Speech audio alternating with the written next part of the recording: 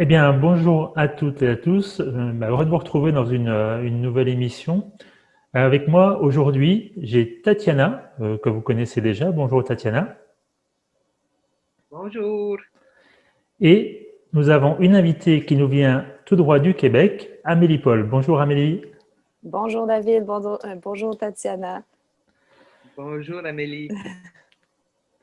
Eh bien, Amélie, merci d'être avec nous. Et puis, comme tu es notre invitée, on va commencer peut-être simplement par quelques questions. Et puis, si tu veux bien, te présenter en quelques mots. Et puis, surtout, un petit peu par rapport, bien sûr, à cette conscience souveraine, cette conscience de personocratia, peut-être nous dire un peu comment t'es arrivé là, en fait, tout simplement.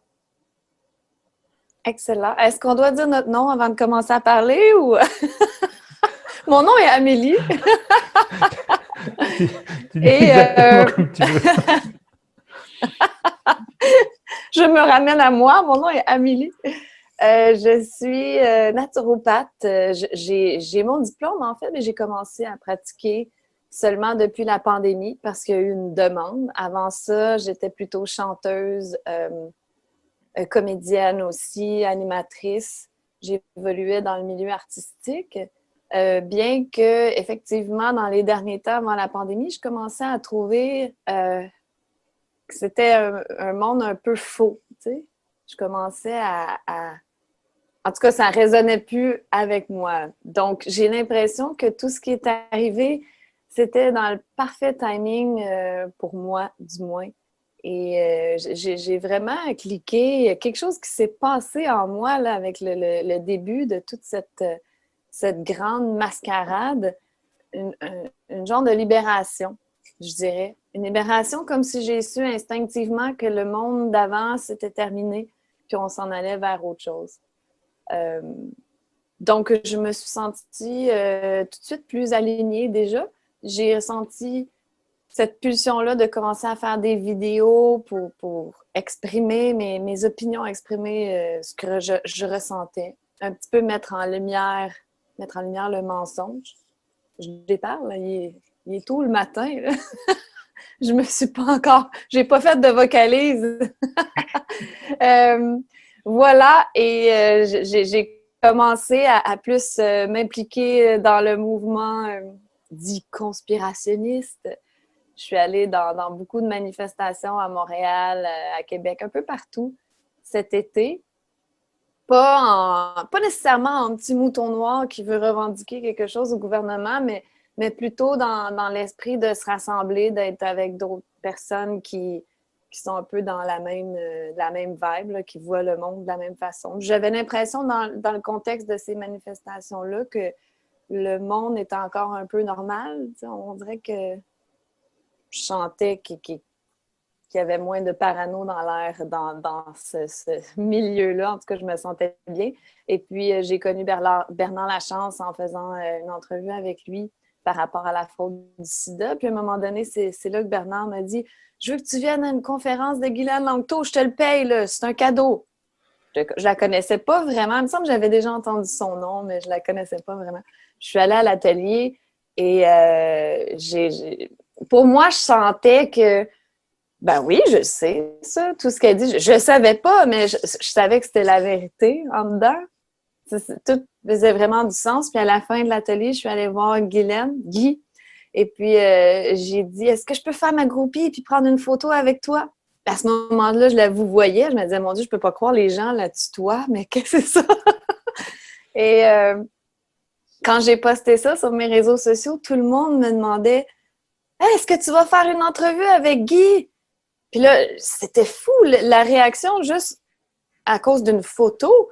Donc là, j'ai contacté Guy. J'ai dit, écoute, je crois que les gens aimeraient bien qu'on fasse une entrevue ensemble. Et puis là, ben, ça l'a vraiment explosé, cette entrevue-là. Et ça m'a dit tout de suite d'aller à son atelier. Et ensuite, il y avait un autre atelier tout de suite après sur la diécitude. Je me suis inscrite aussi. Là, je suis dans l'espèce de vibe de vouloir faire tous les ateliers puis rien manquer. J'ai cette envie d'imprégner les vidéos que je vais faire à l'avenir de cette conscience-là et d'essayer de l'enseigner du mieux que je peux. Qu'est-ce qui est le Ouais. plus, qu'est-ce qui te marque le plus justement dans cette conscience souveraine? Finalement, je comprends bien qu'effectivement, bah, je sais pour beaucoup d'entre nous, c'est ça, c'est quelque chose qu'on ressent déjà à l'intérieur, même quand on le découvre. Et c'est quoi pour toi qui est le plus important, le plus marquant? Je suis encore une petite nouvelle, un newborn, comme on dit. Donc, j'ai beaucoup à apprendre. Mais ce qui me, ce qui me fascine le plus, c'est vraiment cette, la colonne entre les deux, le mouton noir et la jument souveraine, que j'ai l'impression que je bascule d'un à l'autre. Plus souvent le mouton noir, évidemment, mais j'ai l'impression que j'ai accès parfois à cette conscience-là de la jument souveraine. Et ben évidemment, j'aimerais bien, dans cette vie-ci, accéder à la jument ailée. Pourquoi pas? J'ai fait un pacte avec mon âme que je vais y arriver. Ah, c'est vrai que au milieu entre entre le mouton puis la jument, il y a cette fameuse décision de transformation. Et c'est vrai que c'est quelque chose, ben, c'est plus difficile, quoi, à renouveler tous les jours, hein, au quotidien. Ah oui, absolument. Mais je trouve ça fascinant, le tableau du grand portrait derrière moi, parce que ça résume vraiment le monde entier, je dirais. Tout est là. Tout s'explique avec ce tableau. C'est ça que je trouve formidable. C'est juste d'accepter que la conscience du mouton blanc est... Il n'y a pas de bien, il n'y a pas de mal, mais la conscience du mouton blanc est moins évoluée que celle du mouton noir. Donc, c'est peut-être difficile à entendre pour un bon mouton blanc. Mais moi, je dis toujours, c'est pas négatif. Un mouton, c'est cute, un mouton. C'est mignon, un mouton. Tu sais, les gens n'arrêtent pas de dire arrêtez de dire les moutons, c'est négatif. Un mouton, c'est mignon. Ce qui caractérise un mouton blanc, c'est qu'il suit le troupeau. Bon, c'est ça, un mouton. Si tu suis le troupeau, accepte que tu es un mouton blanc, c'est tout. C'est pas négatif. C'est ainsi. Les personnes, si je peux ajouter, Mais n'aiment bien pas sûr. la vérité. Et, ils n'aiment pas écouter la vérité. Et même quand tu le mets dans un beau mouton blanc, c'est cute, c'est mignon, ils n'aiment pas écouter la vérité. Alors, c'est pas politiquement acceptable de parler la vérité. Je l'avais jamais remarqué jusqu'à quelques mois, justement, à quel point la vérité est difficile à accepter. La vérité n'est pas bienvenue. Oui. Quand on dit la vérité, ça choque, ça fait peur, puis les gens ne nous aiment plus. Puis je l'avais constaté un petit peu avant la pandémie aussi, je commençais à être un peu plus mouton noir rebelle. Et ouais, ça me révoltait un peu de voir l'hypocrisie un peu dans laquelle on vivait. Tu sais, comme le politically correct à outrance. J'étais un petit peu tannée de ça, qu'on pouvait plus rien dire sans choquer quelqu'un. euh, Parce que la vérité choque. Mais tu vois, pour moi, je ne sais pas si c'est dans une de tes vidéos, Amélie, ou une de tes publications, tu avais écrit arrêtez d'être gentil, soyez vrai. Ouais, ça vient pas de moi, mais je me rappelle que je l'avais écrit. Ouais. Je sais pas qui a dit ça, en fait. Parce que justement, tu parles de la vérité, mais moi, pendant très longtemps, justement, je ne savais pas ce que ça voulait dire, ça. Je ne comprenais pas à l'intérieur de moi, dans mes cellules, toi. Parce que moi, il fallait justement, s'il y avait un conflit ou autre, il fallait que je sois le gentil garçon, toi. Donc, c'était pas facile de comprendre exactement ce qu'il y avait derrière et effectivement de pouvoir s'exprimer aussi par amour pour moi et non pas par rébellion. Mais par contre, être justement dans cette vérité de chaque instant, c'est vraiment un sacré challenge, hein. J'avais déjà eu un froid avec une amie il y a plusieurs années qui m'avait dit ça exactement. Elle m'avait dit, tu veux trop être gentil avec tout le monde, puis tu veux jamais de confrontation, puis tu te laisses rabaisser dans l'énergie. Je comprenais pas ce qu'elle voulait dire. Je suis gentille, c'est tout. Mais en fait, j'agissais en bon mouton blanc, docile et soumis pour acheter la paix et pour me faire aimer, pour avoir droit à mes petites carottes. Je refusais d'être vrai au cas où que ça déplaisait à quelqu'un.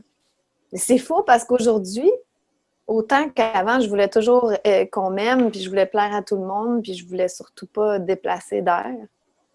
Mais aujourd'hui, ça serait inconcevable pour moi.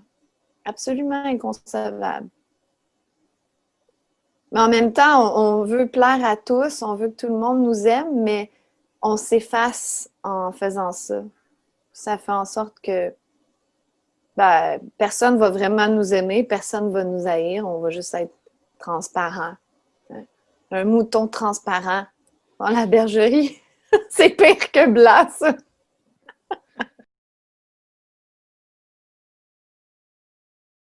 Guy dit toujours toute autre explication.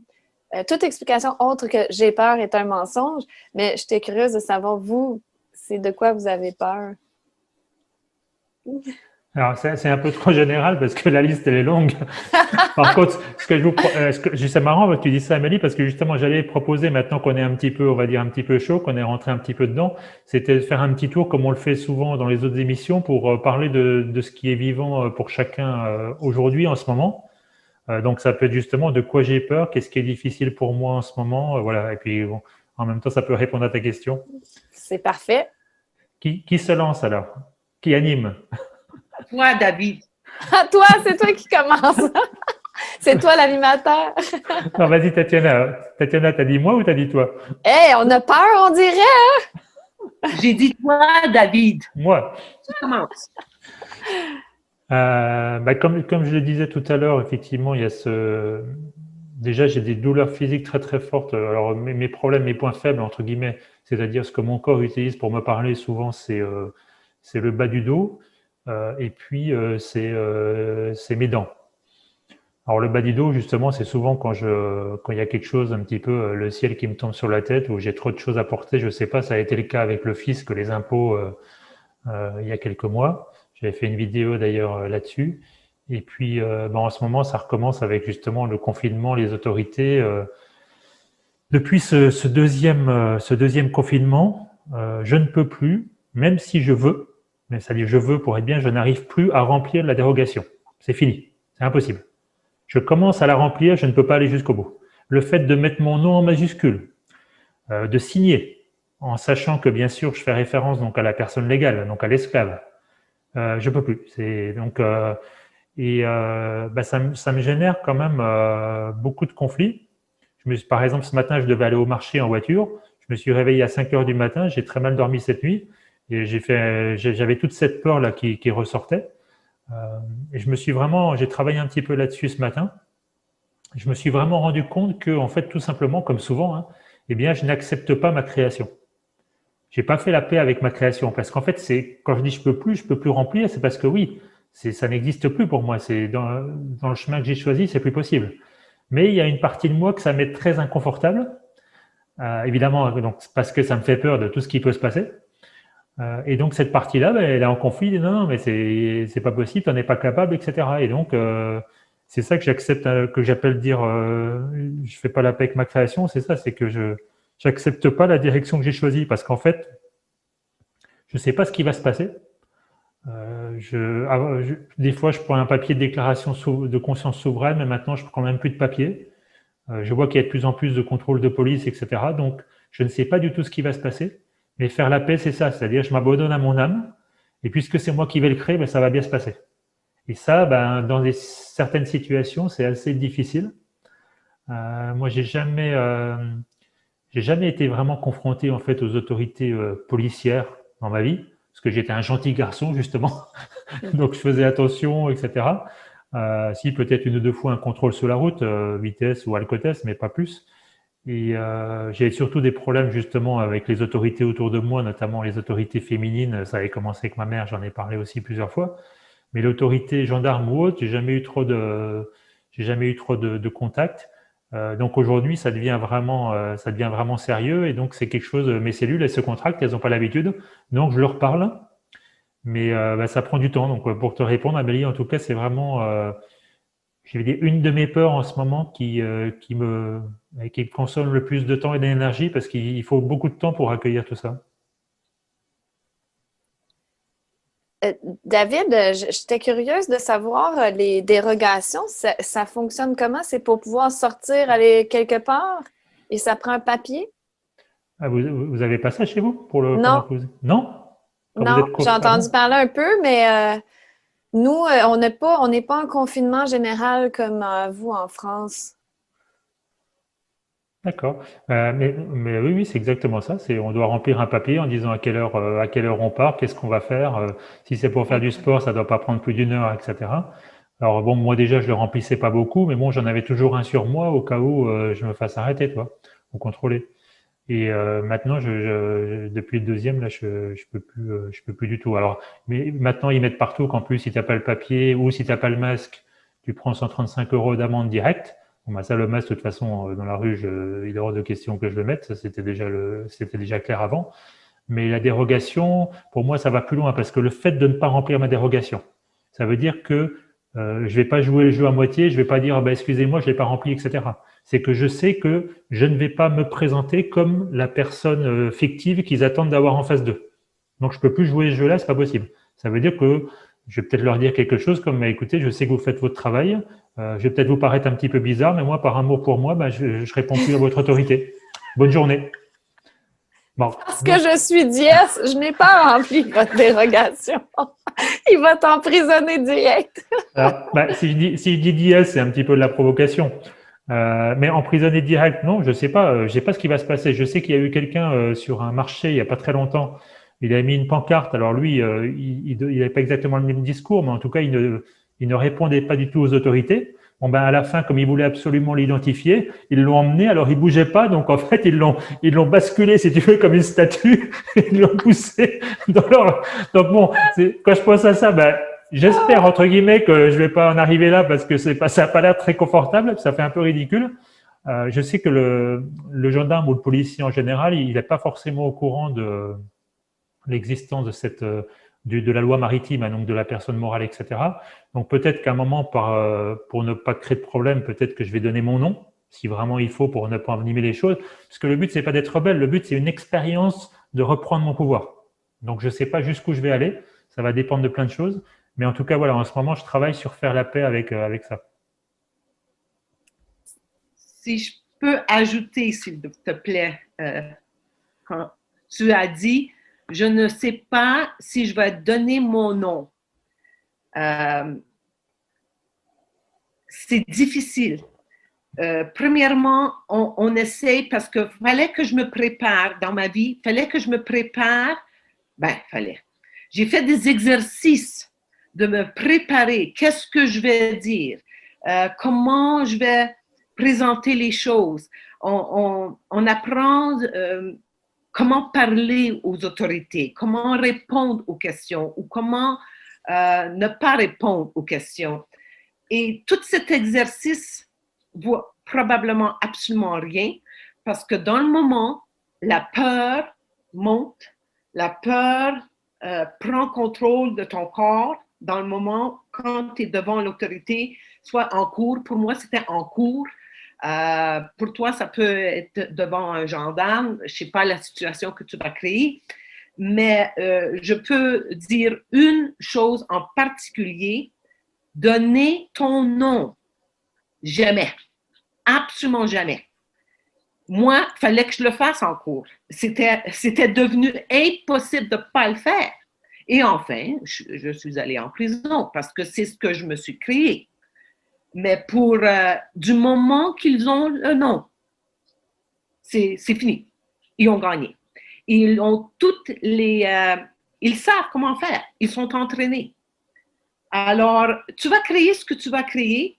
Et pour revenir à la peur, qu'est-ce que je vis en ce moment, pour répondre à cette question, moi, qu'est-ce que je vis, c'est incroyable comment on peut comprendre tout mentalement. J'ai tout compris mentalement, je sais qu'est-ce que je suis en train de vivre, je l'analyse, je suis en contrôle mental, je me dis, laisse faire ce que j'ai à faire, mais ça continue du côté émotionnel, comme tu dis, la contraction vient. Pour moi, ce que je me suis créé en ce moment avec Lee, c'est le manque. On n'a plus d'argent, on n'a pas un sou. il est sorti pour acheter des choses cette semaine. Il ne peut même pas acheter la bouffe qu'on a besoin.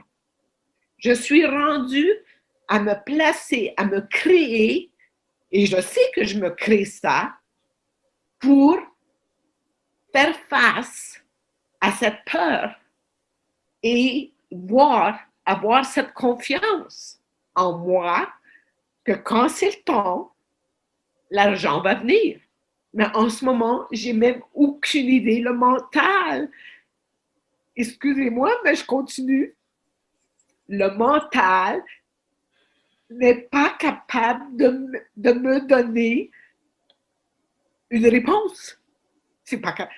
Qu'est-ce que je vais faire? Comment je vais créer l'argent que j'ai besoin? Parce que la peur continue. Et je sais, j'ai la foi que ce que j'ai besoin, ça va venir dans le moment que j'ai besoin que ça vienne. Mais entre-temps, la patience et continuer à répéter que tout est parfait, c'est les seuls outils. On a des outils, Guy nous a donné des outils, mais le vivre, même avec tous les outils, même avec toute cette compréhension mentale, c'est incroyable. Et toi, ça ressort avec des douleurs dans le dos ou des douleurs dans tes dents. Moi, comme j'ai dit, j'ai pas de douleur physique, mais c'est émotionnel et c'est profond et c'est fort. Il n'y a pas de réponse facile. Ouf, excuse-moi. Excuse-toi pas. J'aime bien ce que tu dis par rapport au mental, Tatiana, parce que c'est vrai que notre mental, c'est un bon bougre, comme on dit, hein, il fait son job le mieux possible, mais c'est quoi? C'est un système biologique qui est limité, très limité, et donc à un moment, justement, c'est là il faut sortir du mental, puis à donner la priorité à l'intérieur. Alors, on le sait, hein, mais dans la pratique, ouais, c'est pas toujours facile, c'est vrai qu'on se crée des situations, surtout en ce moment, très déplaisantes, c'est sûr. En naturopathie, on dit que pleurer, c'est une détox. Parce qu'il y a une charge émotive dans les larmes, donc c'est bien quand ça sort. Et Guy dit que quand tu pleures, c'est l'ego qui pleure et l'âme qui réjouit. Oui, l'âme est en train de se guérir. C'est vrai. Oui. Non, non, l'âme n'est pas en train de se guérir. Non, l'âme est déjà parfaite, c'est vrai. Merci de rectifier. Oui, on se pointe dans le programme, les erreurs du programme du Ouais. passé. Et il faut se surveiller, hein, parce que des fois, on peut dire des trucs qui n'ont absolument aucun bon sens. Effectivement. Oui, oui. C'est intéressant parce que j'ai fait un petit échange avec ma sœur dans un email et j'étais très consciente de répondre d'une façon très personnocratique. Et choisir mes mots, j'avais le temps, alors je choisissais mes mots, c'était un email, alors je pouvais le relire, je me suis laissé 3 jours pour le relire, le changer, le faire très bien. Et j'étais très fière de moi et enfin, je l'ai envoyé. J'ai reçu une réponse d'elle et ce qui m'a frappée, c'est qu'elle a fait un commentaire, un paragraphe sur la conscience et ça n'avait aucun sens. Aucun sens. C'était laughable. J'ai ri. C'est comme, oh mon Dieu, ce gros mouton blanc se pense. C'est un mouton jaune, Tatiana, là, dans ce cas-là, non? Oui, possible. Oui, c'est vrai. C'est un mouton jaune dans ce cas-là. Ce gros mouton jaune pensait qu'elle allait dire quelque chose d'intelligent et ça n'avait aucun sens. Moi, depuis quelques mois, j'étais un peu dans une bulle, une expansion. Là, on aurait dit que tout allait bien. Je me sentais plus heureuse que jamais parce que je me sentais alignée avec mon âme. Qui me guidait, puis j'exécutais, puis j'avais l'impression, mon Dieu, la vie est belle, puis j'ai l'impression d'éveiller les consciences et ma foi, wow, je suis une jument ailée. J'ai tout accompli. Et je me suis créé quelque chose de magnifique. Un peu comme toi, David, là, moi, c'est dans le corps que je le ressens. Parce que j'ai déjà eu une maladie chronique que la médecine me disait que la médecine traditionnelle me disait que je guérirais jamais. C'était de l'inflammation partout dans le corps, côlon irritable. J'avais toujours des problèmes digestifs. C'est pour ça que je suis allée étudier en naturopathie, puis j'ai réussi à ramener l'équilibre dans mon corps. Pas juste par le mode de vie ou la naturopathie, bien sûr, par un travail d'introspection et tout ça. Mais voilà, donc ça fait plusieurs années que je connais plus la maladie, les malaises, tout ça, ben, ça va bien. Et là, récemment, je me suis créé quelque chose, je sais pas pourquoi je me suis créé ça. Je sais, et puis je sais pas. J'étais dans un projet avec quelqu'un, sans expliquer tout le projet. La personne m'a dit « J'aimerais ça te voir en personne pour te parler ». Et à l'ère des technologies, comme maintenant, Tatiana, tu es en Colombie, David, tu es en France, on n'a pas besoin de se voir en personne pour se parler. Donc, je savais que c'était quelque chose de pas super qui s'en venait. Et je sais pas, ça résonnait pas, là. J'ai pas dormi de la nuit, je me sentais pas bien. Et puis finalement, la personne a remis en question un peu l'association qu'on avait. Et je me suis sentie... j'ai ressenti beaucoup de choses, mais en fait, ce que j'ai ressenti, c'était surtout le rejet. J'ai cette blessure-là, moi, du rejet. Que pour moi, me faire rejeter d'un projet, me faire rejeter par une amie ou une rupture amoureuse, c'est l'égal c'est la même chose que si c'était la fin de l'humanité. Là. Pour moi, tout s'effondre quand je me fais rejeter. C'est comme si j'avais plus aucune valeur, comme si j'étais un déchet qu'on jette sur le bord du chemin. Et je pensais, moi, que j'avais géré ça. Et ben dans le fond, j'imagine que c'est pour ça que je me suis créé cette situation-là pour me faire réaliser que je n'avais pas géré ça du tout.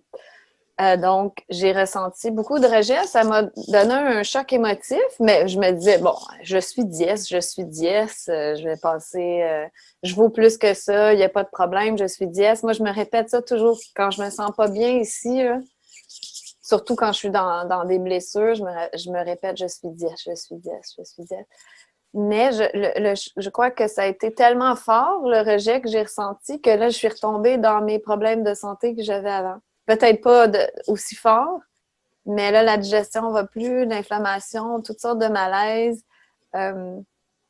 Et au moins, j'ai la conscience aujourd'hui de me dire, non, ça ne sera pas chronique, ça ne durera pas pendant des années comme avant, puis je sais que ça va bien aller. Je suis dièse et je l'ai comme déjà géré. Donc, je crois que ce que je vis, c'est juste les contre-coups du choc émotif, mais que ça va comme continuer de s'améliorer. Mais je vais juste réaliser qu'en fait, j'avais pas complètement guéri ces blessures-là. Puis,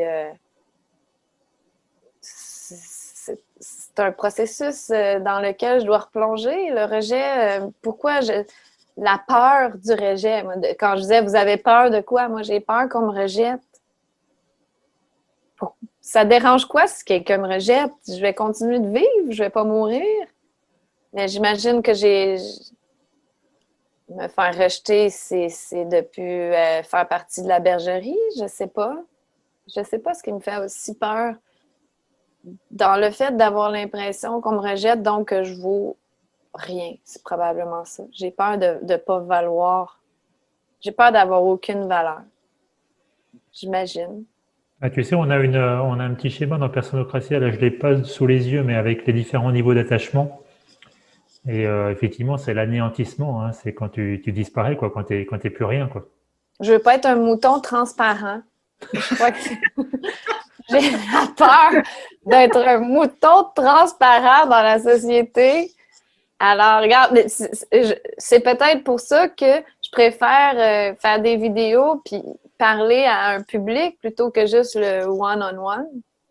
En étant dans le public, ben, je disparais pas. Je peux pas être transparente. On me voit sur les réseaux sociaux, puis je suis là. J'ai l'impression d'exister. Je suis pas rejetée. Même s'il y a des gens qui vont me détester parce qu'on peut pas faire l'unanimité à quelque part. Il y a des gens qui me détestent, d'autres qui m'aiment. Mais j'existe, tu sais. Je sais pas. Ça va déjà mieux physiquement. Je sens que ça va aller très vite à rétablir l'équilibre parce que j'ai conscientisé le truc. Mais ça m'aide aussi par rapport aux clients que je reçois en naturopathie. Parce que je pense que la santé, c'est bien au-delà de ce que tu manges. Tu sais. C'est sûr que ça l'aide pas si tu manges des produits laitiers, puis du fast-food, beaucoup de gras, beaucoup de produits animaux, tout ça. Il y a certaines bases, mais ça revient aux blessures. Je suis persuadée que c'est quand on baigne dans nos blessures, quand on est confronté à ça, puis ça nous donne un gros choc émotif, ben là, ça laisse place au déséquilibre et puis la maladie de s'installer. Et concrètement, justement, et par rapport aussi à ce que tu as pu avancer au niveau des ateliers Personocratia, qu'est-ce que tu fais dans ces moments-là comme tu as une méthode, une technique pour justement pour voir ce qu'il y a derrière, pour accueillir, je ne sais pas comment ça se passe pour toi, si tu as envie, bien sûr, d'en parler. Ben, en fait, je me répète beaucoup tout simplement que je suis Diès. Je me dis, voyons, t'es tout, t'es l'esprit créateur, t'es l'infini, t'es l'autorité suprême. Arrête de penser que tu vaux rien. Tu es tout.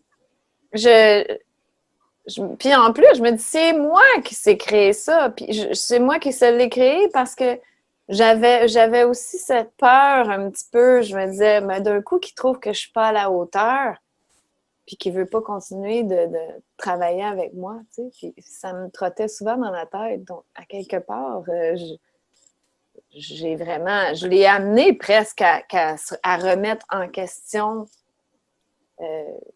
ma participation là-dedans. Je me suis vraiment dit, écoute, c'est moi, le fait que je manque de confiance en moi qui a créé cette situation-là. Donc, si je veux remédier à ça, de ne plus avoir à être confronté au rejet, ben arrête de créer le rejet, arrête de créer une situation où on va te rejeter. Puis pourquoi on te rejetterait? Ben parce que tu dégages un manque de confiance en toi. Tout simplement, tu dégages ça, tu le dégages, donc tu le crées. Je dégage que je manque d'intérêt envers ce projet-là. Je dégage que je me sens pas à la hauteur. Je dégage.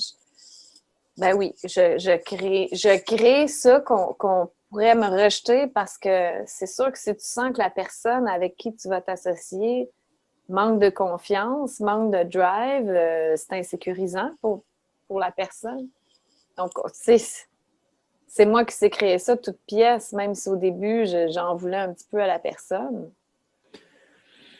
Oui, tout est matière de vibration. Donc, comme tu dis, bah, c'est ce que je porte en moi, que l'autre va faire le miroir. Mais en tout cas, ça me résonne beaucoup ce que tu dis aussi, parce que je pensais être l'expert en rejet, toi. Mais bon, non, c'est moi.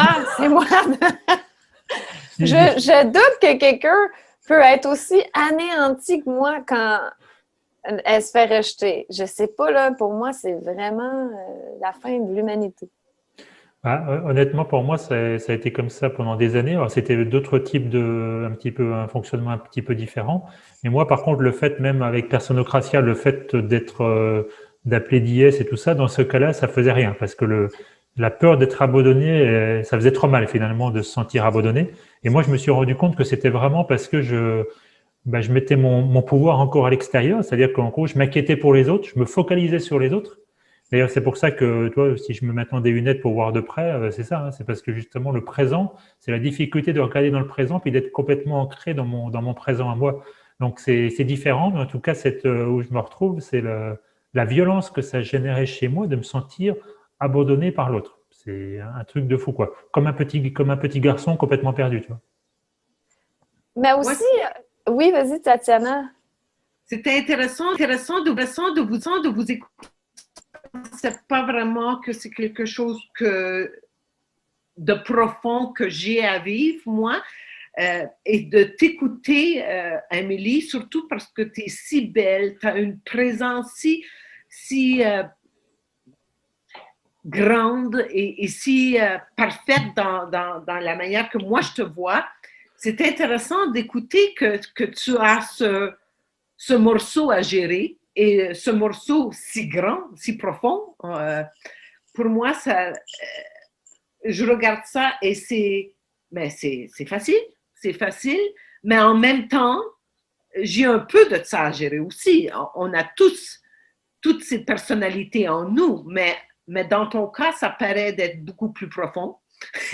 Et ça me surprend parce que c'est pas du tout ce que je vois, moi. Mais c'est pour ça que c'est intéressant les choses qu'on doit gérer, les choses qu'on se met devant nous. C'est comme tu dis, on crée les conditions parce qu'on se ment, je me mens tout le temps. Comme tu dis, moi, je pensais, quand je suis allée aux premiers 2 jours, moi, je pensais que, parce que j'avais lu les livres, les livrets, j'étais une jument. Une jument. C'était clair que je suis une jument. Et tout d'un coup, ma loupe garoche la gorille blanche sur moi. Elle avait le gorille blanche qui est le mouton spirituel. Elle le garoche sur moi. Et c'était vraiment un choc pour se rendre compte que non, je suis un gros mouton noir, que je ne suis pas du tout une jument. Et il faut mettre ces morceaux devant nous pour être capable de, un, l'accepter, le voir, 2, l'accepter et 3, le gérer. Alors, comme tu dis, ça se gère peu à peu. C'est de mon côté, je regarde ce que je vis. Cette peur de manque, c'est assez ridicule. Intellectuellement, ce qu'on vit est complètement ridicule. Et la personne qui regarde ce qu'on vit, comme moi je te regarde, je vois c'est complètement ridicule ce que tu vis. Mais en même temps, je me regarde et je vois que ce que je vis, moi, c'est complètement ridicule. Comment je peux avoir une peur de manque quand je suis entourée avec une immensité de richesse. Mais j'ai une peur de manque. Mais dans le fond, vraiment... on vit la même situation, Tatiana. Moi et David, on vibre parfois cette peur du rejet, alors on l'attire. Puis quand on vibre la peur de manquer, bien, on manque, je présume. Donc, c'est comment transcender cette peur, comment aller au-delà. C'est toujours une question de s'élever au-dessus de ça. Donc, on est au-dessus de cette vibration-là. Alors, mais c'est souvent, justement, dans le cas que j'ai expliqué, un choc émotif qui me fait redescendre, donc il me fait revenir à cette vibration-là de la peur du rejet. Je ne sais pas si on en guérit vraiment, honnêtement, probablement, mais j'ai l'impression que c'est s'élever au-dessus qu'il faut. Alors moi justement, j'ai pas cette impression-là. Enfin, en tout cas, c'est la conviction que j'ai acquise. Mais merci de me rassurer. Non, mais au fur et à mesure des années, c'est la conviction que j'ai acquise parce que justement, je m'élève au-dessus et puis après, ça revient, hein, justement, toi. Et donc après, je me dis, bah, effectivement, je sais pas si je vais en guérir. Moi, aujourd'hui, par exemple, la peur du rejet, je suis en train de sortir de ça parce que je me suis créé des conditions insupportables, exactement comme aujourd'hui avec le confinement. Et c'est justement parce que j'ai décidé de rester là-dedans, jusqu'au moment où c'est trop. Et quand c'est trop, ben, ça descend dans les cellules, si tu veux. Il y a une transformation qui se fait biologique. C'est obligé. Sinon, je meurs. Réellement. Ouais. Ou je tombe malade, si tu veux, toi. Alors que je pense que justement, je dis pas que toi tu le dis dans ce sens-là, mais on pourrait le penser dans ce sens-là. Le fait de s'élever, ça peut être un petit peu mon côté mouton jaune, mon côté, toi, égo spirituel, toi, qui dit non, mais attends, moi j'en suis plus là, moi je suis enseignant personocratia, toi. tous ces trucs-là. Et certainement, des fois, j'ai pensé ça. Et là, je pense qu'au contraire, on s'échappe, comme dit Satprem, hein, pour revenir au Robindo et tout ça, c'est des trucs, des divertissements. C'est vrai que c'est juste un truc, mais comment, parce que je sais comment me connecter à mon âme la plupart du temps, mais comment on fait pour... Moi, je ne sais pas. Pardon? Moi, je ne sais pas comment me connecter à mon âme. Tu sais, Mais c'est ce que je me demande, en fait, comment on fait pour plus avoir à juste s'élever au-dessus des blessures et juste que les blessures se dissipent et s'en aillent à tout jamais. Pour les guérir pour de bon, que même si on a une petite baisse de vibration parce qu'on a une mauvaise nouvelle ou quelque chose, qu'on ne retombe pas dedans. J'aimerais ajouter à ce commentaire. Pour moi, il y a des choses que j'ai vécues, comme je dis, je regarde par en arrière parce que j'ai commencé il y a 18 ans maintenant. Alors, ce parcours de 18 ans, vraiment, et je l'ai commencé en action concrète il y a maintenant presque 10 ans. Alors, je peux dire, en regardant par en arrière, que j'ai en effet accompli à gérer beaucoup de peur. Et ça ne revient pas, c'est fini.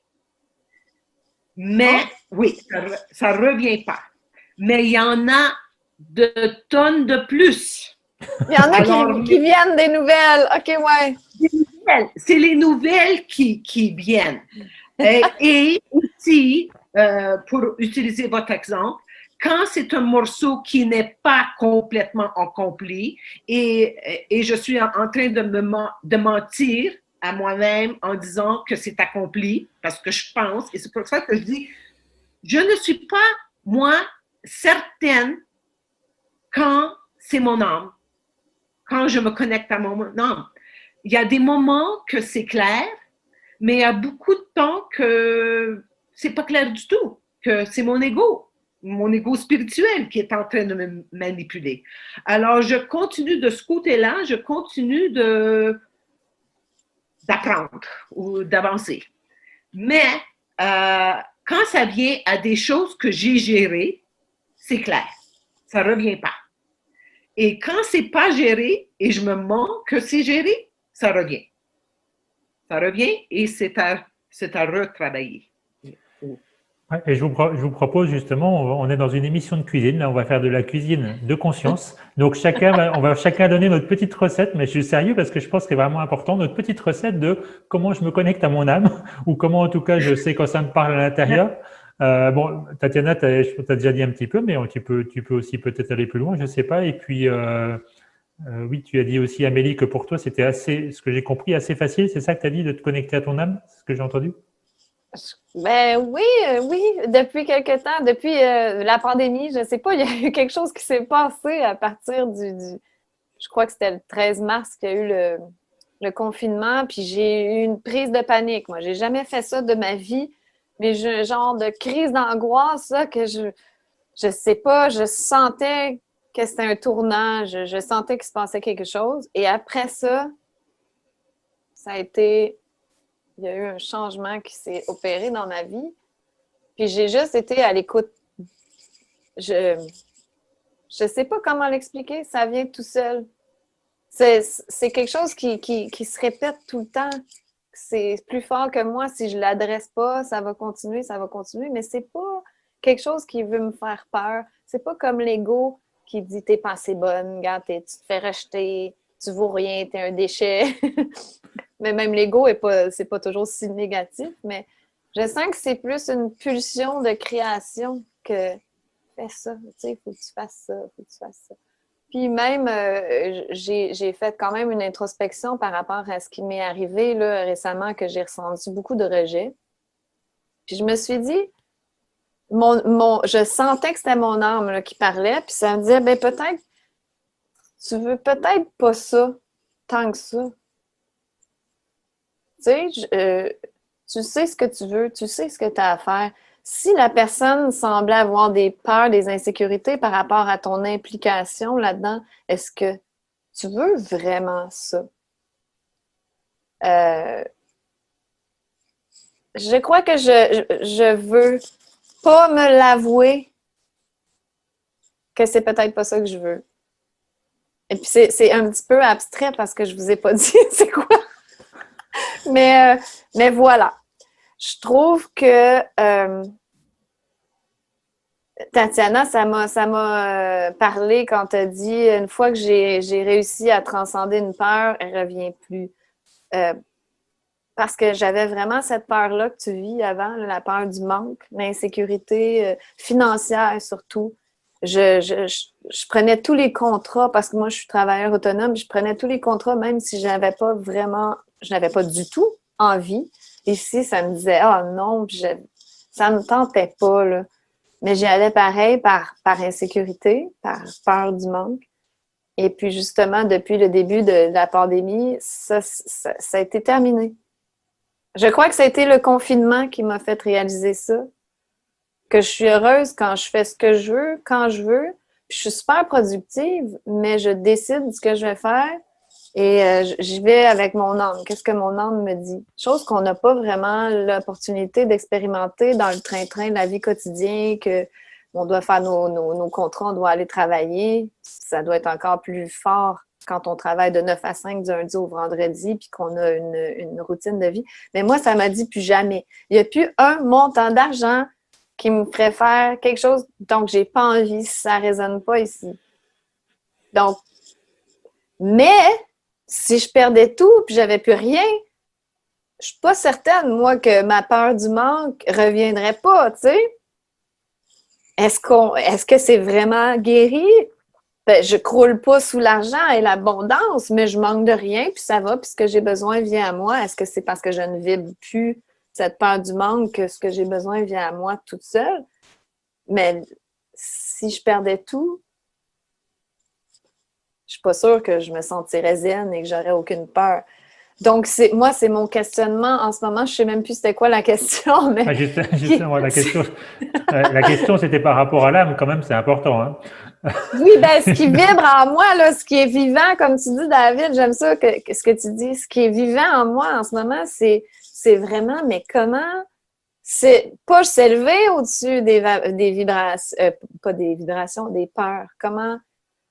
Parce que c'est comme se percher et au moindre choc émotif, on retombe dedans. Comment vraiment faire en sorte que ça disparaisse à tout jamais? Oui. Là, c'est ça que j'ai envie de trouver la clé de ça. Justement, je te donne une information, c'est que on a créé cette fameuse crise sanitaire avec ce nouvel ordre mondial pour nous tester justement, parce que lui, il va nous aider à avoir tous nos peurs, avec la perte de la propriété. Oui, bientôt, ça s'en vient. Hein? La peur du manque, Tatiana, là, wow, là, on va y goûter. Et c'est exactement ce qu'on fait parce que sinon on peut pas le voir, on peut pas voir justement où on en est dans notre état de conscience. Donc là, on va pouvoir redresser un peu un tableau complet de où on en est, quoi. Donc merci encore une fois merci à Bill et tous les autres. Merci à nos dictateurs, c'est merveilleux. Exactement. C'est une nécessité évolutive, comme dit Guy. Et le négatif, les difficultés, il faut les vivre dans nos cellules. Alors, l'humanité se crée tout ce qu'on a besoin en général. Et moi, en personnel, je me crée ce que j'ai besoin spécifiquement. Parce qu'il y a le général qui commence la confrontation à nos peurs, à toute l'humanité au complet, et c'est une nécessité. On peut pas avancer, on peut pas évoluer, on peut pas atteindre le niveau de centrage sans ça. Alors, pour revenir à la question, pour répondre à la question, moi, chaque soir, j'essaie de me contacter j'ai un mantra que je dis, que je répète. Je le dis en anglais, mais c'est un mantra que je répète. Et quand je fais du yoga, que j'en fais pas beaucoup physiquement ces jours-ci parce que je travaille physiquement toute la journée longue, alors j'ai vraiment pas le temps pour faire une routine de yoga. Mais aussi quand je me mets devant mon feu, et j'étais coupée de mon vin. Cette semaine, j'étais coupée de mon vin et j'ai plus de vin parce qu'il n'y a plus d'argent. Plus d'argent pour le vin. Plus d'argent pour le vin. Alors, ma petite routine, mon petit attachement à mon vin est coupé. Alors, c'est une autre création que je me suis faite. Et c'est en ce moment que j'essaie de me connecter à mon âme Mais pour répondre, je sais que j'ai la réponse. Des fois, je me lève et c'est clair. Et c'est à 100% clair. Il n'y a pas à le discuter, il n'y a pas à le confirmer. C'est clair ce que j'ai à faire. C'est là que je sais que c'est la réponse qui vient de l'âme. Mais la plupart du temps, je me l'explique. Et du moment que je me l'explique, je sais que c'est l'ego. Alors, c'est clair que l'âme ne rentre pas dans mon... Quand je l'appelle, elle n'est pas là. Elle n'est pas là. Elle ne répond pas. Elle ne répond pas. Au moins, je sais qu'elle ne répond pas. Alors, je sais comment distinguer que c'est l'ego, probablement. Non, pas. C'est l'ego. Je ne peux pas appeler l'âme et elle ne répond pas. Elle répond quand elle veut. Elle vient quand elle veut venir. Elle me fait patienter parce que j'ai la patience à travailler. Alors, l'âme me fait patienter tout le temps, c'est clair. Alors, c'est pas que je peux faire une connexion et voici, c'est fait. Non, pas du tout. Après toutes ces années de compréhension de ce qui se passe mentalement, je ne suis pas capable de contacter mon âme en jeu. Bah, tu vois, merci Tatiana, mais moi je suis d'accord avec toi et je me méfie énormément quand j'ai l'impression que mon âme me parle ou des personnes qui me disent oui, mon âme m'a dit ça, il y a des gens, leur âme leur parle tout le temps. Alors, ça, c'est leur vérité, je ne sais pas ce Mais qu'il y a là, c'est derrière. peut-être mon ego qui me parle, puis j'ai l'impression que c'est mon âme. Moi, je suis sûr d'une chose, c'est que l'âme, c'est la vibration de l'amour infini, c'est un état. Et l'état, c'est justement, c'est un état, c'est être. Donc l'être, c'est comme tu dis, Tatiana, c'est quelque chose qu'on ressent. Par exemple, comme toi, je sais, je n'ai plus aucun doute quand ça me parle, c'est comme ça. Alors, de temps en temps, il peut peut-être y avoir une petite voix qui arrive derrière ou quelque chose, mais c'est vraiment surtout un état qui n'est pas descriptible, simplement qui est, tu vois. Donc, c'est pas logique non plus, hein? oui. C'est comme l'ego va expliquer. L'âme, il n'y a pas vraiment de logique. Tu sais, on se dit, mais voyons, pourquoi je ferais ça comme ça? Mais c'est. Et il n'y a pas, il y a pas de, il y a pas de comment, c'est-à-dire qu'on ne connaît pas la méthode, on ne sait pas comment on va le faire. Mais je sais que je dois le faire, comme je disais un peu tout à l'heure, sinon je vais mourir, quoi. Mourir ou vraiment, tu vois, je peux pas faire autrement. Mais pas, d'ailleurs tu l'as dit Amélie, pas par rapport c'est pas violent justement. C'est que c'est ma voix, c'est là que je dois aller, quoi. Donc je sais que c'est ce que j'ai à faire, c'est ma partition que j'ai à jouer. Donc pour moi ça c'est clair. Mais effectivement, comme tu disais Tatiana, pour moi aussi très souvent ça ne vient pas. Et donc, comme ça vient pas, il y a mon ego, mon mental et puis tout le reste qui essaye de prendre la place, hein, puisque la nature a horreur du vide. Donc, Et même des fois, l'âme nous dit non, mais notre ego va embarquer et va essayer de nous convaincre que oui, c'est une bonne chose, il faut que tu le fasses. Mais tout te dit non. Toutes les cellules de ton corps te disent non. et tu vois, quand je reviens à l'histoire du rejet, de l'abandon, je disais pour moi, c'était vraiment quelque chose d'horrible et je me battais contre ça pendant des années, j'acceptais pas. Même, je partais dans l'enseignement personocratique pour justement ne pas rester là-dessus, pour ne pas être abandonné ou pour sentir qu'il y a des gens autour de moi ou que je sers à quelque chose, etc. Toi. Mais ça a vraiment fait un déclic pour moi le jour où j'ai compris cet abandon et ce rejet et je le ressentais tellement fort et que j'ai posé la question à l'intérieur de moi, mais qu'est-ce qui se passe? Pourquoi je vis cette souffrance? En fait, je me suis simplement rendu compte que c'est ce que j'avais demandé. C'est-à-dire, j'ai demandé, moi je dis à mon âme, vraiment, fais ce qu'il faut, quoi. Fais ce qu'il faut pour que je passe à l'étape suivante. Mais ce qu'il faut, c'est ça, justement. Et donc, je l'ai demandé, mais au moment où, justement, ça pousse pour que ça lâche, je ne veux pas lâcher. Donc, forcément, c'est dur, ça fait mal. C'est étrange qu'on a cette peur du rejet si forte, mais pourtant, on est des moutons noirs rebelles qui veulent sortir de la bergerie.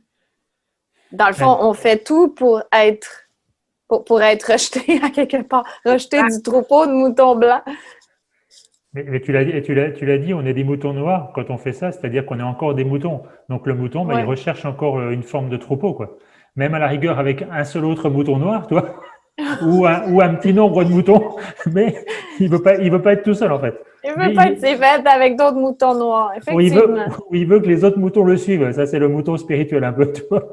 Ça fait peur d'aller vers la jument souveraine puis d'être seul aussi. Que personne nous comprenne. Ça fait peur un peu. Oui. Faut, Agréable. C'est pas du tout agréable. Parce qu'on passe un peu pour fou, là. Pas un peu. Fou, complètement. Et puis, faut pas oublier que dans tous les niveaux de fausse souveraineté à l'extérieur, hein, comme aujourd'hui, c'est la fausse souveraineté du nouvel ordre mondial. Alors, c'est celle qui est la plus éloignée, mais celle qui est la plus proche de nous, c'est quand même la famille. C'est celle qui est vraiment, c'est le premier cercle de sécurité, quoi. Donc, le nouvel ordre mondial, là, on voit bien hein, que c'est un petit peu loin et que ça ressemble pas au pouvoir intérieur. Par contre, le premier cercle, là, c'est beaucoup plus difficile de le laisser partir. Et pourtant, enfin, en tout cas, je parle pour moi. Je sais que si je laisse pas partir ça, je vais jamais me transformer, c'est sûr, puisque je continue à avoir les outils de l'animal, du mouton, quoi. Donc, c'est tout, hein. C'est aussi simple que ça. Moi, je pense que tu me fais réfléchir à quelque chose. Ça fait beaucoup partie de mes blessures, justement, ça. La famille, c'est... je peux pas m'en passer. J'aurais peur d'être seule ou de plus avoir ma famille qui est ma sécurité, si on veut. Ouais, ça en fait partie de mes peurs, effectivement.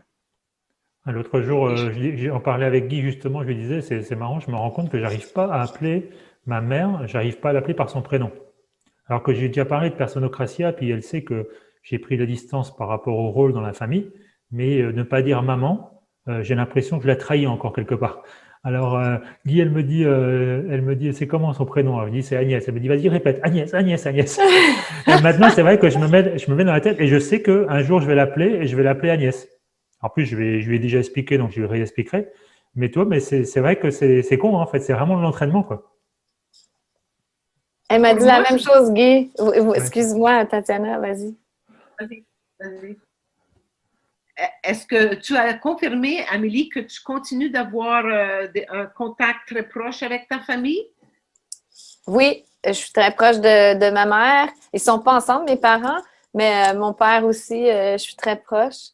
Mais mon père, c'est un bon mouton blanc qui croit au système, qui croit en notre bon berger bienveillant. Qui croit pourtant que le berger, à travers l'histoire, nous a toujours eu. Mais là, pendant la crise du coronavirus, là, il est devenu un bon berger, par magie. C'est intéressant. Mais Moi, tu sais, vas-y. Avec ma mère, c'est intéressant parce que j'ai pas le besoin du tout d'essayer de l'appeler Marika. Moi, je sens pas que le besoin de l'appeler par son prénom est nécessaire pour arriver à me détacher. C'est un outil qui n'est pas mauvais, mais j'ai jamais senti le besoin de le faire. Peut-être je suis pas arrivée à ce niveau-là, je ne sais pas, c'est peut-être une menterie, mais en tout cas, avec mon père, c'est plus facile parce que maintenant, il est plus conscient, alors j'ai aucun rapport avec lui. Mais avec ma mère, je continue de l'appeler ma mère et je ne sais même pas de l'appeler Marika. Alors, mais je sais que le morceau de la famille, pour moi, c'est le gros morceau de la famille que je vois comme un morceau exceptionnellement grand. C'est ça qui est devant moi, au complet, avec mes enfants, avec toute la famille complète. Et oui, c'est quelque chose qui va durer avec le manque. C'est les deux morceaux que je gère maintenant, le manque et la famille. Alors, c'est des gros morceaux de base, hein, de survie, les deux, et qui sont reliés. Je pense que si on exceptionnellement reliés parce que la famille, c'est la survie. Alors, le manque, c'est la survie, c'est complètement relié. On a tous à voir, à faire face aux morceaux différents. Et j'imagine que ce morceau que j'ai maintenant, ça va durer longtemps. Mais en même temps, je suis en gratitude, en grande gratitude, parce que je suis une personnalité qui veut accomplir tout vite. Alors, avec ce COVID, et c'est pas fini, je suis en train d'apprendre que le prochain gros choc, qui va être beaucoup plus gros, vient bientôt. Vient bientôt. Alors, c'est pas du tout accompli. L'humanité est vraiment à la fin. C'est clair, à 100%, c'est clair qu'on doit passer à quelque chose d'autre. Et pour passer à ce quelque chose d'autre, il faut souffrir. Bon. Est-ce qu'on s'est créé ça, justement, ces situations-là, pour Oui. parce qu'il y a un empressement par rapport à ce qui s'en vient, qu'on doit être outillé puis faire face à nos peurs par rapport à ce qui s'en vient? Peut-être que quand tout va s'effondrer, ben, on va être plus outillé à faire face à tout ça. C'est exactement ça. Moi, je reviens au truc du rejet. Moi, je sais, depuis que le confinement a commencé, je sais pourquoi j'ai vécu tout ça. C'était pour m'affirmer, pour me renforcer. Parce que vraiment, aujourd'hui, on en a besoin. Et toi, Tatiana, tu prenais l'exemple aussi on prenait l'exemple avec nos parents, de dire maman, etc. Mais c'est vrai que c'est un peu comme la ceinture de sécurité. Tu dis, non, mais moi, j'ai pas peur. Mais dans ce cas-là, ben, enlève-la ta ceinture si t'as pas peur. Et puis, c'est là qu'on se rend compte qu'on a peur. Comme moi, quand je pense à ma mère, de plus l'appeler, par exemple, maman. Mais peu importe cet exemple ou un autre, mais en tout cas, effectivement, aujourd'hui, on nous fait tous les cadeaux. Vous vous rendez compte, je reviens à l'histoire de Aurobindo, Mère et Satprem, qui est la même conscience que Personocratia. Satprem, dans une vidéo il y a 30 ans, il disait aujourd'hui, on nous fait la grâce de tout casser, de casser tous les systèmes pour que justement on laisse aller. C'était il y a 30 ans. Wow. Ça a mis encore 30 ans pour qu'on commence à se réveiller, quoi. Donc tant mieux, il est temps. Et d'ailleurs, je crois que j'ai vu une vidéo, une interview de toi, Amélie, que tu as dû faire il n'y a pas longtemps. C'était pas le Colin Show ou un truc comme ça? Ouais, ouais. Où tu disais justement, moi, je veux plus revenir en arrière, quoi. Non, c'est fini ça. Non seulement je veux plus, mais je crois pas que le retour à la normale est possible. Puis je crois que c'est pour ça justement que dans l'entrevue, je disais que je me sentais si bien, c'est que je sais que ce monde-là est terminé. Donc, je suis contente parce que j'étais plus bien un petit peu avant que la pandémie commence, cette grande pandémie très dangereuse. J'étais tannée là, du monde de mensonges dans lequel on vivait. Je trouvais ça lourd. Je pense que je conscientisais pas à quel point je trouvais ça lourd. Puis c'est pour ça que je me réjouis que ça soit terminé. C'est exactement ça, ouais. Réjouissons-nous de la fin de la mascarade. Et moi aussi, je suis assez vigilant en ce moment par rapport justement à tous ces courants un petit peu aujourd'hui qui aussi voudraient revenir aussi un petit peu en arrière, une meilleure démocratie et tout ça. Et non, pour moi, c'est pour ça que c'est important, par exemple, de ne pas me rebeller avec la police ou autre, mais vraiment de regarder ma peur et de rester dans ma peur le temps qu'il faut. Parce que c'est comme ça que je vais me transformer. Pour une autre personne, ce sera avec une autre peur, mais pour moi, en tout cas, c'est ça qui va faire la différence. Et justement, parce que j'ai pas du tout, j'imagine pas, je peux pas revenir en arrière. De toute façon, la conscience, elle revient jamais en arrière. Hein. Donc, on va vers autre chose. Et puis, tant mieux. C'est la fin de cette illusion, de cette souffrance, cette abomination, parce que c'est vraiment quand même un monde horrible qu'on s'est créé dans dans ce monde de mensonges. Hein. C'est dur d'être vrai, d'être dans cette vérité-là, d'évoluer dans le monde de mensonges. On dirait qu'on n'a pas notre place nulle part. Et là, c'est encore plus fort en ce moment.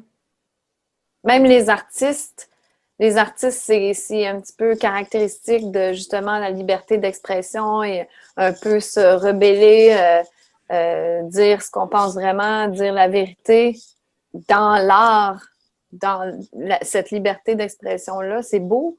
Et puis, là, on l'a même plus. On n'a plus la liberté d'expression dans l'art. il n'y a plus aucune liberté d'expression. C'est terminé la démocratie, mais les gens ne le voient pas vraiment. Mais c'est magnifique que ça soit terminé. Est-ce qu'il faut passer par une dictature pour que tout s'effondre? Apparemment, oui. Apparemment que oui. Je comprends les petits moutons rebelles qui se révoltent parce que, bon, ils se révoltent parce qu'ils veulent avoir la liberté, mais de se rebeller contre nos gouvernements parce qu'on veut qu'ils assouplissent les règles. Certains disent, on comprend que le virus est dans, tu sais, il circule et il faut être prudent, mais il ne faudrait pas mettre l'économie à terre. Tu sais, moi, je comme... Ça a plus de sens tout ça, c'est sûr. Non, Tu sais, moi non. aussi, c'était pareil. J'étais un peu, même les premières années dans Personocratia, je me disais, OK, puisque je suis l'être illimité, puisque je suis la jument ailée, hein, puisque je crée l'univers, pourquoi est-ce que je suis obligé de passer par là? Ça m'a mis du temps vraiment à accepter que c'était cette expérience évolutive que j'avais choisie en tant qu'esprit, hein, tu vois, de m'individualiser dans la matière, tu vois. Et pendant longtemps, j'ai quand même bloqué un petit peu, toi, là-dessus. Pourquoi passer par ces millénaires de souffrance, quoi? Mais en fait, ces millénaires, ils existent que dans la conscience du temps que j'ai dans mon corps, parce qu'en réalité, ça marche pas comme ça. Donc, toi, je pense que mon mental n'a pas accès à tout ça et il voudrait comprendre. Et c'est là que je lui dis stop. Pourquoi devoir passer par toute cette souffrance de la peur, de l'abandon et du rejet? Ça fait si mal. Ouais, exactement. Je reviens pour confirmer que j'ai su du tout début et je suis en grande gratitude à Guy et à l'information parce que sans ça, je ne peux pas imaginer comment serait mon parcours. Mais du tout début, j'ai compris que la souffrance me met en prison, que je me suis mis en prison, que c'était ce que j'avais besoin. Ma personnalité avait besoin de ça. C'était clair que sans cette souffrance, je ne sors pas de cette prise de l'ego.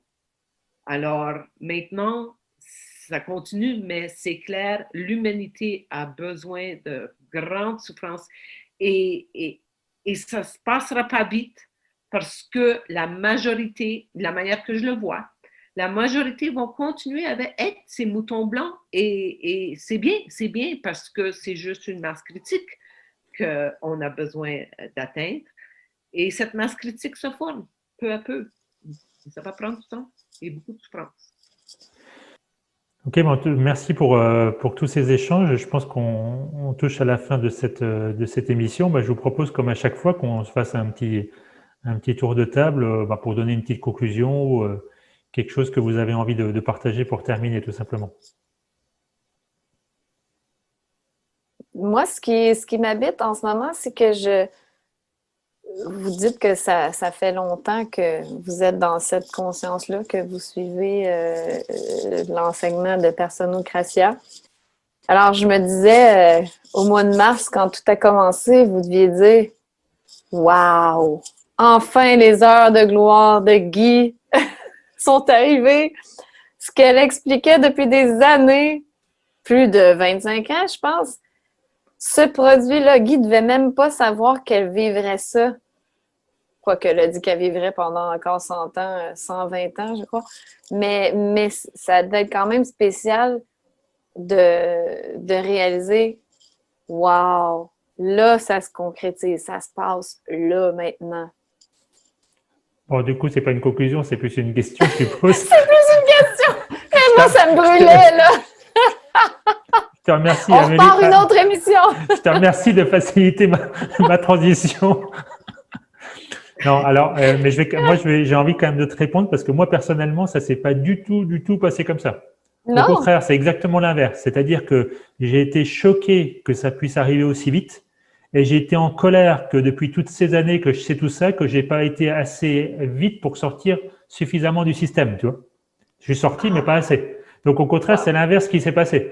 C'est que, non, puis quand même, et ça a été effectivement relativement vite, hein, même les personnes qui savent ça depuis très longtemps, ils pensaient pas forcément qu'ils allaient pousser à cette vitesse. Donc non, c'était pas du tout C'était pas, C'était pas c'était pas juste, ah bah ouais, non, mais c'est pas grave, je le savais. Mais par contre, quelques jours après, c'était clair dans ma tête, puisque j'avais le plan, je savais tout ça depuis longtemps. Il y a David Icke qui a aussi fait beaucoup de conférences pour repositionner tout ça, qu'il annonçait aussi depuis 30 ans, toi. Donc après, mais pendant quelques jours, non, j'étais complètement choqué, traumatisé, j'y croyais pas. Wow, intéressant, parce que pour moi, c'est l'inverse. Pour moi, c'est absolument l'inverse. Quand c'est venu, c'était exactement ce que dit Amélie. Enfin! Enfin! Enfin! Mais c'était pas la gloire de Guy, ça n'avait rien à faire avec ça. C'était juste enfin! C'était à 100% clair que c'est ça qui va déclencher quelque chose. Et c'était comme, je pouvais, la chose qui m'a surpris, m'a pas surpris, confirmé que le mental ne peut jamais imaginer qu'est-ce qui va se passer. Quand ça vient, c'est clair. Parce qu'on le sait que quelque chose s'en vient. Alors, quand c'est venu, c'était 100% clair, mais c'était en même temps, wow! Mais je connaissais pas Guy. Ah, excuse-moi. Vas-y. Ben, je connaissais pas Guy, mais j'avais entendu parler de ce qui allait s'en venir éventuellement, mais je pensais pas que je vivrais ça de mon vivant, en fait. Si on entend parler de ces théories-là, je me dis, oh, c'est peut-être dans 50 ans ou je sais pas trop. C'est quand même... Puis ce que je trouve, puis là, ça va être une vraie conclusion pour moi.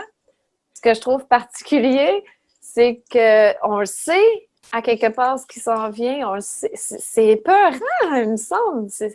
C'est terrifiant. Puis en même temps, on est content enfin que ça arrive et on n'a pas peur.